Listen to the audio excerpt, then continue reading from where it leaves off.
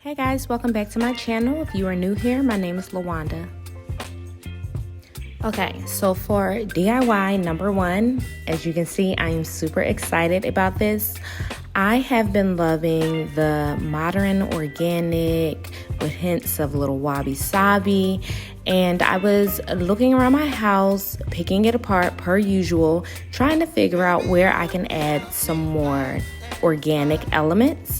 And I've had this wall art on my wall since we bought the house, and I'm over it. I didn't like it anymore, so I figured let's do something here. So I went outside and I foraged for branches. I don't have any trees in my backyard, so of course I was in my neighbor's yard yet again. And I am organizing these in no particular order. You'll see at the end of the video, I do end up cutting the really long piece that you see sticking out.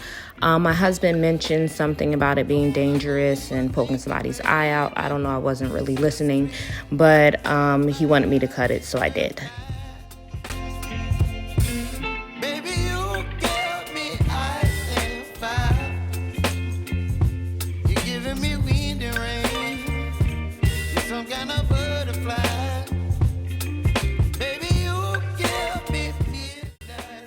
And DIY number two is inspired by an anthropology vase. I'll insert it in a little bit. I am just cutting the foam egg. I picked this pack up from the Dollar Tree. You want to be sure to cut it smoothly because if it has ridges on it, it won't adhere that well. And for the glue, I'm just using liquid nails. I didn't have my glue gun, so I had to bust the bottom of it open, but we're going to keep going. I would prefer to use the liquid nails or something a little more tacky versus using hot glue, just in case you have to adjust it.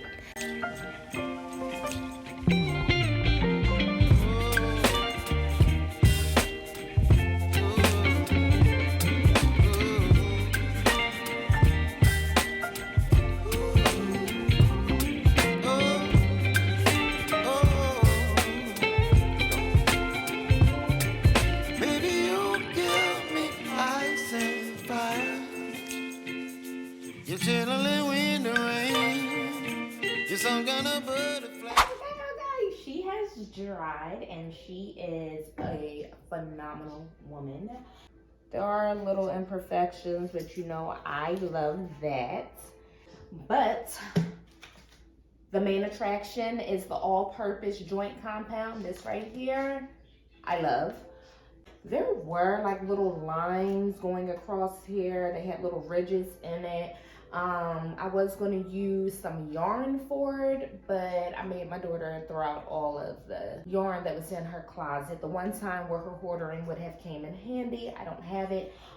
So if you wanted to use air dry clay, you can use that too. That works.